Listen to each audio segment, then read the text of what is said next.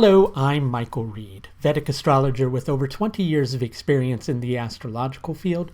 If you're interested in scheduling one of my astrological consultations, you can do so through my astrological services page, which you will find at the link above.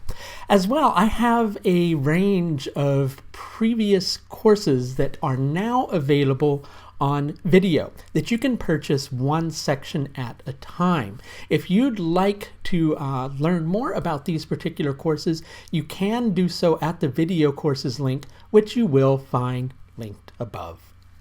I remember a time when I wasn't really feeling very well, and I had to take this herbal remedy for something, and it tasted absolutely horrible. I mean, like, I cannot even begin to explain how absolutely horrible it tasted. But interestingly enough, over time, it still tasted horrible. No, I'm kidding. Well, no, it did still taste horrible. I'm not kidding.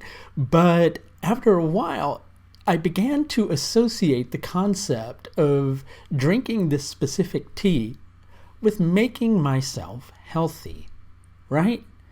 And then I actually began to, oddly enough, desire to drink this thing that tasted absolutely horrible, because I knew it was something that would make me ultimately feel better.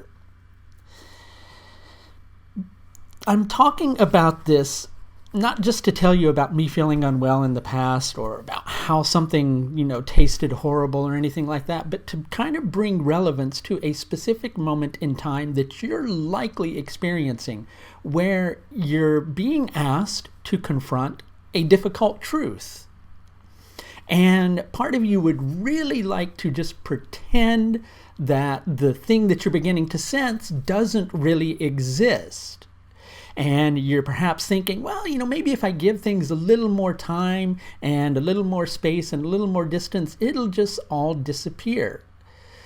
But you've been doing that for a while, haven't you? And it hasn't gone away, right? So you have a couple of choices at the moment.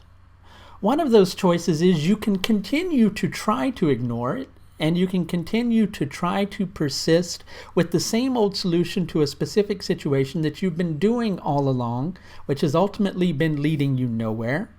You can ignore the changes and the transitions that are happening all around you and continue to live in denial of what actually might be happening. Or you can choose to accept something that perhaps you don't want to accept. You can choose to devote your time, energy, and attention to first accepting what you're trying to ignore, second, finding the potential within you to muster the strength to walk the path that it is requiring of you, because it requires that you make a change. It requires that you shift your attention from what seemed like a good solution to a situation to another solution to a situation, right? Part of you doesn't feel good about that because on a certain level, there's a specific, I wouldn't say specific outcome. It's not just an outcome. It relates to what you feel ultimately is right in your heart.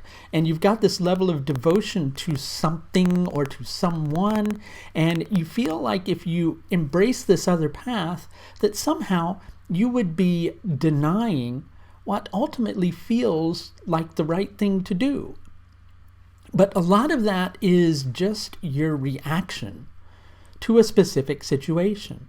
On one level, you think that you're remaining devoted to a particular cause, and that's why you're ignoring this other potential, which is beginning to kind of like shout and kind of grab your attention with like flashing neon signs going, pick me, pick me, pick me. But you still tend to choose to ignore it because you feel like to do that would be going against what feels right, going against what seems to be your dharma. But guess what? Walking that path that you're being asked to walk is actually maintaining your allegiance to that cause which you've been so deeply focused on being true to all along. The dichotomy exists only in here. You just need to go deeper into here in order to sort it out.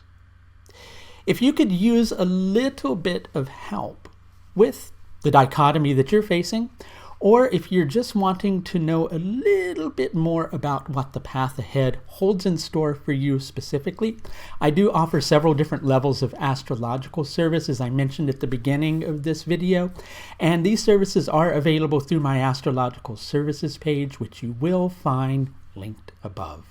That's going to do it for this look at the full moon in Anuradha Nakshatra, which takes place on the 18th of May 2019. Until next time, please do take the very best care of yourself.